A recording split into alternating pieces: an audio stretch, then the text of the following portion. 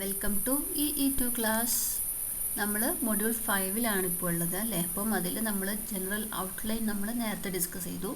നമുക്ക് എന്ത് ചെയ്യാം, ഞാൻ നേരത്തെ ആ വീഡിയോയിൽ പറഞ്ഞിട്ടുണ്ടായിരുന്നു സെപ്റ്റിക് ടാങ്കിൻ്റെയും അതുപോലെ തന്നെ UASB റിയാക്ടേഴ്സിൻ്റെയും ഡിസൈൻ നമുക്ക് ഈ മൊഡ്യൂളിൽ പഠിക്കാനുണ്ട്. സോ ആ രണ്ട് ഡിസൈൻ നമ്മൾ സെപ്പറേറ്റ് പ്രോബ്ലം പഠിക്കുമെന്ന് പറഞ്ഞിരുന്നു അല്ലേ. സോ ഇന്ന് നമുക്ക് എന്ത് ചെയ്യാം, സെപ്റ്റിക് ടാങ്കിനെ കുറിച്ചുള്ള കാര്യങ്ങൾ ഇന്ന് ഡിസ്കസ് ചെയ്യാം. Okay, chapter design of septic tank chapter 5.2. Okay, അപ്പോൾ നമ്മൾ എന്താണ് സെപ്റ്റിക് ടാങ്കിൻ്റെ കുറച്ച് കൂടുതൽ ഡീറ്റെയിൽസും അതുപോലെ തന്നെ അത് ഡിസൈൻ കൺസിഡറേഷൻസും അത് കഴിഞ്ഞ് അതിൻ്റെ ഒരു പ്രോബ്ലം നമുക്കിന്ന് ചെയ്യാം. ഓക്കെ, സോ ഇതാണ് നമ്മൾ സെപ്റ്റിക് ടാങ്കിൻ്റെ ഒരു പ്ലാൻ ആൻഡ് എലിവേഷൻ അല്ലെങ്കിൽ സെക്ഷൻ പ്ലാൻ വരുന്നത്. സോ റെക്റ്റാങ്കുലർ ടാങ്ക് ആണെന്ന് നമുക്ക് ആദ്യമേ അറിയായിരുന്നു. ആൻഡ് ഒരു T ഷേപ്പിലുള്ള ഇൻലെറ്റ് ആൻഡ് ഔട്ട്ലെറ്റ് പൈപ്പ്സ് ആണുള്ളത്. സോ ഈ രീതിയിലാണ് നമുക്ക് എന്താണ് ഫിഗർ വരയ്ക്കാനായിട്ടുണ്ടാവുക. ഓക്കെ, സോ ഇതിൽ ഏറ്റവും ഇമ്പോർട്ടൻ്റ് ആയിട്ടുള്ള കാര്യം നോക്കൂ, ഇത് നമ്മുടെ പ്രൈമറി സെഡിമെൻറ്റേഷൻ ടാങ്കിൻ്റെ ഡിസൈൻ ഉണ്ടല്ലോ, അതുപോലെ തന്നെയാണ് സെപ്റ്റിക് ടാങ്കും ഡിസൈൻ ചെയ്യുക. നമുക്ക് ഫിഗർ കണ്ടാലും അറിയാം ഒരു റെക്റ്റാങ്കുലർ ടാങ്കാണ്. അതുപോലെ തന്നെ ഇതിൽ ആക്ഷൻസ് എല്ലാം സെഡിമെൻറ്റേഷൻ ടാങ്കിൽ നടക്കുന്ന സെയിം ആക്ഷൻസും അതിനെക്കൊണ്ട് നമ്മൾ എന്ത് ചെയ്യുന്നു, കുറച്ചും കൂടി ഒരു എക്സ്ട്രാ കുറച്ച് പോയിന്റ്സ് ആഡ് ചെയ്തിട്ടുള്ള ഒരു പ്രൈമറി സെഡിമെൻറ്റേഷൻ ടാങ്ക് ഡിസൈൻ പോലെ തന്നെയാണ് സെപ്റ്റിക് ടാങ്കിൻ്റെ ഡിസൈനും. സോ ഫസ്റ്റ് നോക്കൂ, കപ്പാസിറ്റി ഓഫ് ടാങ്ക്സ്. ഡിസൈൻ കൺസിഡറേഷൻസിൽ ഫസ്റ്റ് പോയിന്റ് എന്താണ്, കപ്പാസിറ്റി ഓഫ് ടാങ്ക്സ്. അതായത് നമ്മൾ വാട്ടർ ക്ലോസറ്റ്സ് മാത്രമാണ് കണക്ട് ചെയ്തിട്ടുള്ള ആ ഒരു ലെവലിലാണ് സെപ്റ്റിക് ടാങ്ക് കണക്ട് ചെയ്തിട്ടുള്ളതെങ്കിൽ അതിനൊരു 40 to 70 litre per capita per day ആണ് അതിൻ്റെ കപ്പാസിറ്റി പറയാറുള്ളത്. ദെൻ വാട്ടർ ക്ലോസറ്റും സെല്ലേജും എല്ലാം കണക്ട് ചെയ്തിട്ടുണ്ടെങ്കിൽ അതിന് 90 to 150 litres per capita per day ആണ് അതിൻ്റെ കപ്പാസിറ്റി വരിക. പിന്നെ വന്ന് rate of accumulation of sledge, അതിലുള്ള സ്ലെഡ്ജിൻ്റെ റേറ്റ് ഓഫ് അക്യുമുലേഷൻ എന്ന് പറഞ്ഞ് 30 litres per person per year ആയിരിക്കണം അതിനുണ്ടായിരിക്കേണ്ടത്. ഒരു ഫ്രീ ബോർഡ് 0.3 മീറ്റേഴ്സ് കൊടുക്കണം.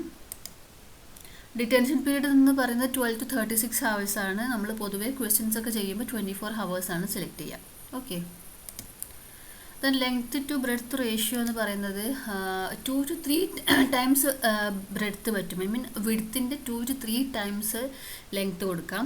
അതിൽ തന്നെ width it should not be less than 90 centimeters. 90 centimeters minimum എങ്കിലും വിഡ്ത്ത് വേണം, അതിലും കുറഞ്ഞിട്ടുള്ളൊരു വിഡ്ത്ത് കൊടുക്കാൻ പറ്റില്ല. ഡെപ്ത് എന്ന് പറയുന്നത് പൊതുവെ ഒരു 1.2 to 1.8 മീറ്റേഴ്സിലാണ് നമ്മൾ ഡെപ്ത് കൊടുക്കുന്നത്. സോ ആ ഒരു കാര്യങ്ങളെല്ലാം കൂടെ ഇൻകോർപ്പറേറ്റ് ചെയ്തിട്ടുള്ള ഒരു ഫിഗറാണ് കാണിച്ചിട്ടുള്ളത്. നേരത്തെ പറഞ്ഞ സെയിം പ്ലാൻ ആൻഡ് സെക്ഷൻ തന്നെയാണ്. സോ ഇതിൽ കണ്ട് നിങ്ങൾക്ക് മനസ്സിലാവും ആ ഒരു T പൈപ്പിൻ്റെ അവിടെ നിന്നും ഒരു 0.3 മീറ്റേഴ്സ് മേലേക്ക് ഫ്രീ ബോർഡ് കൊടുത്തിട്ടുണ്ട്. ദെൻ ടോട്ടൽ ഐ മീൻ വാട്ടറിൻ്റെ ഹൈറ്റ് എന്ന് പറയുന്നത് ഒരു 1.2 to 1.7 മീറ്റേഴ്സിന് കൊടുത്തിട്ടുണ്ട് അല്ലേ. ഈ രീതിയിലാണ് നമ്മൾ എന്ത് ചെയ്യുന്നത്, ഇത് ഡിസൈൻ ചെയ്യാൻ പോകുന്നത്. ഓക്കെ, ദെൻ നേരത്തെ പറഞ്ഞതിൽ വിട്ടുപോയ പോയിന്റ് ആയിരുന്നു disposal of effluent from septic tanks. അപ്പം സെപ്റ്റിക് ടാങ്കിൽ നമ്മൾ എന്ത് ചെയ്യുന്നു, വാട്ടർ ട്രീറ്റ് ചെയ്തതിന് ശേഷം സ്ലഡ്ജ് എല്ലാം സെറ്റിലായി ശേഷം അതിൽ നിന്ന് നമ്മൾ എന്ത് ചെയ്യുന്നു, ബാക്കിയുള്ള വേസ്റ്റ് വാട്ടറിനെ കളക്ട് ചെയ്യുമല്ലോ. സോ അതാണ് നമ്മൾ കളക്ട് ചെയ്ത് പോരുന്നതാണ് എഫ്ലുവൻറ്റ് അല്ലേ. അതിൽ ഒരു ട്രീറ്റ്മെൻറ്റ് പ്ലാന്റിൻ്റെ യൂണിറ്റിലേക്ക് വരുന്നത് ഇൻഫ്ലുവൻറ്റും അതിൽ നിന്ന് നമ്മൾ കളക്ട് ചെയ്യുന്നത് ട്രീറ്റ്മെൻറ്റിന് ശേഷം കളക്ട് ചെയ്യുന്നതിന് എഫ്ലുവൻറ്റ് എന്നും പറയും. ഓക്കെ, സോ സെപ്റ്റിക് ടാങ്കിൽ നിന്നും കിട്ടുന്ന എഫ്ലുവൻറ്റിനെ ഡിസ്പോസ് ചെയ്യുന്ന ചില മെത്തേഡ്സുകളുണ്ട്. അതായത് ഒന്നാമത്തേതാണ് soil absorption system. Soil absorption system എന്ന് പറയുമ്പോൾ നമ്മൾ എന്താ ചെയ്യുന്നതെന്ന് അറിയാം, ഇതിൽ ലാൻഡിലേക്ക്, അതായത് ഇതിൽ നിന്നും കിട്ടുന്ന എഫ്ലുവൻറ്റിനെ നേരെ ലാൻഡിലേക്ക് നമ്മൾ എന്ത് ചെയ്യും, ഡിസ്ചാർജ് ചെയ്യും. അപ്പം നമുക്ക് എന്തായിരിക്കണം, അവൈലബിൾ ആയിരിക്കണം ലാൻഡ്. അങ്ങനെ ഡിസ്ചാർജ് ചെയ്യാൻ മാത്രം ലാൻഡ് അവൈലബിൾ ആയിരിക്കണം. അതുപോലെ തന്നെ കുറച്ചും കൂടെ പെർവിയസ് അല്ലെങ്കിൽ സോയിൽ കുറച്ചും കൂടെ പെർമിയബിൾ ആയിരിക്കണം അല്ലേ. സോയിൽ ലാൻഡിലേക്ക് ഡിസ്ചാർജ് ചെയ്യുമ്പോൾ എന്ത് ചെയ്യണം, ആ വാട്ടർ അതിലൂടെ സീപ്പേജ് ചെയ്ത് പോകാനുള്ളൊരു പോസിബിലിറ്റി ഉണ്ടായിരിക്കണം. അങ്ങനെ കുറച്ച് കാര്യങ്ങളൊക്കെ ഉണ്ടെങ്കിൽ സോയിൽ അബ്സോർപ്ഷൻ സിസ്റ്റം നമ്മൾ യൂസ് ചെയ്യുന്നത്. ഇനി കുറച്ചും കൂടെ സോയിൽ നമുക്ക് അവൈലബിൾ ആയിട്ടുള്ള ലാൻഡ് ഇംപേർവിയസ് ആണ്, അതിലൂടെ പെർക്കുലേഷൻ ഒന്നും അത്ര തന്നെ പോസിബിൾ അല്ല എങ്കിൽ നമുക്ക് എന്ത് ബയോളജിക്കൽ ഫിൽറ്റേഴ്സ് യൂസ് ചെയ്തിട്ട് ഡിസ്പോസൽ ചെയ്യാം. നമ്മൾ നേരത്തെ പറഞ്ഞിട്ടുള്ള പോലെ തന്നെ ബയോളജിക്കൽ യൂണിറ്റ്സ് യൂസ് ചെയ്തിട്ടൊക്കെയാണ് അതിൽ ഓർഗാനിക് ഫിലിംസ് ഫോം ചെയ്യുന്നത് എന്നൊക്കെ പറഞ്ഞിട്ടുണ്ട്. സെയിം മെത്തേഡ്സ് തന്നെയാണ് ബയോളജിക്കൽ ഫിൽറ്റേഴ്സിലും തരുന്നത്. ഇനി അപ്ഫ്ലോ അനേറോബിക് ഫിൽറ്റേഴ്സ് ഉണ്ട്. സബ്മേർജ്ഡ് കണ്ടീഷനൊക്കെ വരുമ്പോഴാണ് അപ്ഫ്ലോ അനേറോബിക് ഫിൽറ്റേഴ്സ് വരുന്നത്. അവിടെ എന്താണ്, നേരത്തെ പറഞ്ഞ പോലെ തന്നെ അതിൻ്റെ ബോട്ടത്തിൽ നിന്ന് നമ്മൾ പ്രൊവൈഡ് ചെയ്തിട്ട് ഈ ഒരു ബയോളജിക്കൽ യൂണിറ്റ്സിലൂടെയൊക്കെ മൂവ് ചെയ്ത് പോയിട്ട് എന്ത് ചെയ്യുന്നു, കൂടുതൽ അതിനെ ഒന്നും കൂടി അതിൻ്റെ ബിയോഡി കാര്യങ്ങളൊക്കെ ഒന്ന് റെഡ്യൂസ് ആക്കിയതിന് ശേഷം നമുക്കത് ഡിസ്പോസ് ചെയ്യാൻ പറ്റും. ആ രീതിയിലാണ് അപ്ഫ്ലോ അനേറോബിക് ഫിൽറ്റേഴ്സ് വരുന്നത്. ഇനി സോയിൽ അബ്സോർപ്ഷൻ സിസ്റ്റം തന്നെ രണ്ട് രീതിയിലുണ്ട്. Seepage pit or soak pit കൊടുക്കും, ഡിസ്പേർഷൻ പിറ്റ്. ഇതിൽ ഈ സോക്ക് പിറ്റാണ് ഏറ്റവും കോമൺ ആയിട്ട് നമ്മളൊക്കെ ഇവിടെ കണ്ടുവരാറുള്ളത് അല്ലേ. അതായത് സെപ്റ്റിക് ടാങ്കിനോട് കറക്റ്റ് ചെയ്തിട്ട് തന്നെ ഒരു സോക്ക് പിറ്റ് നമ്മൾ വീടുകളിലൊക്കെ കണ്ടിട്ടുണ്ടാകും ഇതുപോലെ തന്നെ. അതായത് ഒരു സെപ്റ്റിക് ടാങ്ക് ഉണ്ടാവും, അതിൽ നിന്നും എന്ത് ചെയ്യുന്നു, കളക്ട് ചെയ്യുന്ന എഫ്ലുവൻറ്റിനെ എന്ത് ചെയ്യുന്നു, ഒരു സോക്ക് പിറ്റിലേക്കാണ് നമ്മൾ എന്ത് ചെയ്യുന്നത്, പിന്നീട് നമ്മളത് ഡിസ്ചാർജ് ചെയ്യുന്നത്. സോക്ക് പിറ്റ് എന്ന് പറഞ്ഞാൽ ഇങ്ങനെ ഒരു സർക്കുലർ ഷേപ്പിലായിരിക്കും. മറ്റേത് റെക്ടാങ്കുലർ ഷേപ്പിലായിരുന്നു സെപ്റ്റിക് ടാങ്ക് ഉണ്ടായിരുന്നത്. സോക്ക് പിറ്റ് എന്ന് പറഞ്ഞാൽ സോക്ക് വെല്ലെന്നും പറയും അല്ലേ. അതൊരു സർക്കുലർ ഷേപ്പിലുള്ള ഒരു വെല്ലാണ്. നമുക്ക് മേ ബി അതിൽ എന്ത് ചെയ്യാം, ഇങ്ങനെ ഗ്രാവൽസ് ഫില്ല് ചെയ്യാം. അതല്ല എങ്കിൽ എം ടി ആയിട്ടും കൊടുക്കാം. എം ടി ആയിട്ട് കൊടുക്കുകയാണെങ്കിൽ അതിൻ്റെ ലൈനിങ് എന്ത് ചെയ്യണം, കോൺക്രീറ്റ് ചെയ്തിട്ടുണ്ടായിരിക്കണം. ഇങ്ങനെയാണെങ്കിൽ ഏത് രീതിയിൽ കൊടുക്കാം, എം ടി ആയിട്ടും കൊടുക്കാം, അല്ലെങ്കിൽ ഇങ്ങനെ ഗ്രാവലിൽ ഫില്ല് ചെയ്തും കൊടുക്കാം. ഈ രീതിയിൽ സോക്ക് പിറ്റ് പ്രൊവൈഡ് ചെയ്യും. സോ നമ്മൾ പൊതുവേ ചെയ്യാറുള്ള സെപ്റ്റിക് ടാങ്കും സോക്ക് പിറ്റും കൂടെ ഉള്ള ഒരു കോമ്പിനേഷനാണ് നമ്മളെപ്പോഴും പറയാറുള്ളത്. ഈ ഒരു ഇതിലൂടെ എന്ത് ചെയ്യുന്നു, അത് വാട്ടർ അതിലൂടെ ഇറങ്ങിപ്പോയിക്കോളും. ഇതിലൊരു പ്രത്യേകത അല്ലെങ്കിൽ പോയിന്റ് എന്ന് പറയുന്നത് സോക്ക് പിറ്റ് പ്രൊവൈഡ് ചെയ്യുമ്പം അവിടുത്തെ പെർക്കുലേഷൻ റേറ്റ്, അവിടുത്തെ ആ ഒരു ടൈപ്പ് സോയിലിൻ്റെ പെർക്കുലേഷൻ റേറ്റ് എന്ന് പറയുന്നത് 60 മിനിറ്റ്സിലും കുറയാൻ 60 മിനിറ്റ്സിലും കൂടാൻ പറ്റില്ല എന്നാണ്. അതായത് it should be less than 60 minutes. Okay, അതായത് 60 മിനിറ്റ്സ് കൊണ്ട് അതായത് പെർക്കുലേഷൻ റേറ്റ് എന്ന് പറയുന്നത് 1 സെൻറ്റിമീറ്റർ സോയിൽ എടുത്താൽ ഗ്രൗണ്ടിലുള്ള സോയിലിൻ്റെ ഒരു 1 സെൻറ്റിമീറ്റർ ഡെപ്തിലൂടെ വാട്ടറിന് സീപ്പേജ് ചെയ്യാൻ 60 മിനിറ്റ്സിലും കൂടുതൽ ടൈം എടുക്കാൻ പറ്റില്ല. ഒരു മിനിമം മാക്സിമം 60 മിനിറ്റ് കൊണ്ട് അത് സീപ്പേജ് ചെയ്ത് പോകണം. അങ്ങനത്തെ ടൈപ്പ് ഓഫ് സോയിൽ ആണെങ്കിൽ മാത്രമേ നമുക്കവിടെ സോക്ക് പിറ്റൊക്കെ പ്രൊവൈഡ് ചെയ്യാൻ പറ്റുള്ളൂ. അതാണ് ഇതിൻ്റെ പെർക്കുലേഷൻ റേറ്റ് കൊണ്ട് പറയുന്നത്. ഓക്കെ, സോ നെക്സ്റ്റ് പറയാനുള്ളത് ഈ സെപ്റ്റിക് ടാങ്കിൻ്റെ അഡ്വാൻറ്റേജസും ഡിസഡ്വാൻറ്റേജസും ആണ്. സോ സെപ്റ്റിക് ടാങ്ക് അഡ്വാൻറ്റേജസ് നോക്കൂ. ബാക്കിയുള്ള യൂണിറ്റ്സ് കമ്പയർ ചെയ്യുമ്പോൾ ഈസി കൺസ്ട്രക്ഷൻ ആണ്. ഒരു റെക്ടാങ്കുലർ ടാങ്ക് കൺസ്ട്രക്ട് ചെയ്യാനേ ഉള്ളൂ. So it is easy to construct. Then do not require skill supervision. അതിൻ്റെ കൺസ്ട്രക്ഷൻ്റെ സമയത്തോ അതിൻ്റെ ഓപ്പറേഷൻ്റെ സമയത്തോ ഒരു സ്കിൽഡ് സൂപ്പർവിഷൻ ഒന്നും ആവശ്യമില്ല. ദെൻ റീസണബിൾ കോസ്റ്റ് ആണ്, ഗുഡ് പെർഫോമൻസ് ആണ്. സ്ലഡ്ജിൻ്റെ വോളിയം വളരെ ലെസ് ആയിരിക്കും. So disposal will be more easy. Then effluent disposal to land. Okay, മിക്കവാറും ലാൻഡിലേക്ക് തന്നെയാണ് എഫ്ലുവൻറ്റ് ഡിസ്പോസ് ചെയ്യുന്നത്. ഞാൻ ഡിസഡ്വാൻറ്റേജസ് നോക്കൂ. If not functioning properly effluent will be dark and foul smelling. അപ്പം കറക്റ്റായിട്ട് അത് ഫങ്ഷൻ ചെയ്യുവാണെങ്കിൽ it is very much okay. But മറ്റൊരു കേസിൽ ഫങ്ഷനിങ് നോട്ട് പ്രോപ്പർലി, ഓക്കെ, അങ്ങനെ വരുന്നൊരു കേസിൽ എഫ്ലുവൻറ്റിന് എന്ത് ചെയ്യും, ഡാർക്ക് ആൻഡ് ഫൗൾ സ്മെല്ലിങ് വരാൻ ചാൻസ് ഉണ്ട്. ദെൻ മോർ പോപ്പുലേഷൻ മോർ പീപ്പിളിന് വേണ്ടിയിട്ടുള്ള സെപ്റ്റിക് ടാങ്ക് ആണെങ്കിൽ ലാർജ് സൈസ് വേണം എന്നുള്ളൊരു ഡിസഡ്വാൻറ്റേജ് ഉണ്ട്. Then leakage of the gases there is A chance. Okay, then ഇതിൻ്റെ സ്ലഡ്ജൊക്കെ പീരിയോഡിക്കലി ക്ലീൻ ചെയ്യേണ്ടി വരും, അതല്ലെങ്കിൽ അത് പ്രശ്നമാവും. അതുപോലെ തന്നെ ഇതിൻ്റെ ഒരു വർക്കിങ്ങും കാര്യങ്ങളും അത്ര യൂണിഫോമും അല്ല, അൺപ്രഡിക്റ്റബിൾ ആണ്. ഓക്കെ, ഇതാണ് ഇതിൻ്റെ ഡിസഡ്വാൻറ്റേജസിൽ വരുന്നത്. ഇനി നമുക്കൊരു ഡിസൈൻ പ്രോബ്ലം ചെയ്ത് നോക്കാം. Design A septic tank for the following data. Number of people 100 ആണ്. Sewage per capita per day 120 liters. Desludging period 1 year. And length to width ratio is 4:1. And also, what would be the size of its soak well if the effluent from the septic tank is to be discharged in it? Assume percolation rate through the soak well to be 1250 liter per meter cube per day. So നമുക്ക് എന്തൊക്കെ design ചെയ്യണം? ഇതിൽ septic ടാങ്കിൻ്റെ ഡിസൈനാണ് ചോദിച്ചിട്ടുള്ളത്. അതിൽ തന്നെ soak വെല്ലും കൂടെ പ്രത്യേകം എടുത്ത് പറഞ്ഞതുകൊണ്ട് സോക്ക് വെല്ലും നമുക്ക് ഡിസൈൻ ചെയ്യണം. ഓക്കെ, സോ സോക്ക് വെല്ലിനുള്ള ആകെ ഒരു ഡാറ്റ എന്ന് പറയുന്നതിൻ്റെ പെർക്കുലേഷൻ റേറ്റ് ആണ്. അത് തന്നിട്ടുണ്ട് 1250 litre per metre cube per day. അത് മീറ്റർ ക്യൂബിലാണ് തന്നിട്ടുള്ളത് കേട്ടോ. സോ അത് ശ്രദ്ധിക്കാം. എപ്പോഴും ഈ ഡിസൈനിൽ നമ്മളെപ്പോഴും ശ്രദ്ധിക്കേണ്ട അതിൻ്റെ യൂണിറ്റ്സുകളാണ്. മേ ബി ചിലപ്പോൾ നമുക്ക് യൂണിറ്റ്സ് വെച്ചിട്ട് തന്നെ നമുക്ക് ചില ഏരിയാസും വോളിയൂംസും ഒക്കെ കണ്ടുപിടിക്കാനൊക്കെ എളുപ്പത്തിൽ പറ്റും. ഓക്കെ, സോ ഇതാണ് നമ്മളുടെ ഫിഗർ നോക്കിയാൽ മനസ്സിലാവും. നമ്മളുടെ ഫസ്റ്റ് നമുക്ക് റെക്റ്റാങ്കുലർ ടാങ്ക് നമ്മുടെ സെപ്റ്റിക് ടാങ്ക് ഡിസൈൻ ചെയ്യണം. അതിനുശേഷം ഒരു സർക്കുലർ ഡയമീറ്റർ വരുന്ന സോക്ക് പിറ്റും ഡിസൈൻ ചെയ്യണം.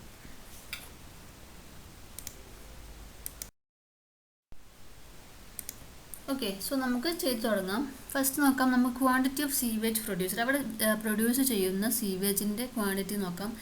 120 ആണ് തന്നിട്ടുള്ളത് ഇൻറ്റു 100. അപ്പം 112 മീറ്റർ ക്യൂബ് പെർ ഡേ. ഒരു ദിവസം പോപ്പുലേഷനും അവിടുത്തെ സീവേജ് ഫ്ലോയും കൂടി ഇൻറ്റു ചെയ്യുമ്പോൾ 120 × 100 12 മീറ്റർ ക്യൂബ് പെർ ഡേ ആണ് അല്ലേ, മീറ്റർ ക്യൂബിൽ.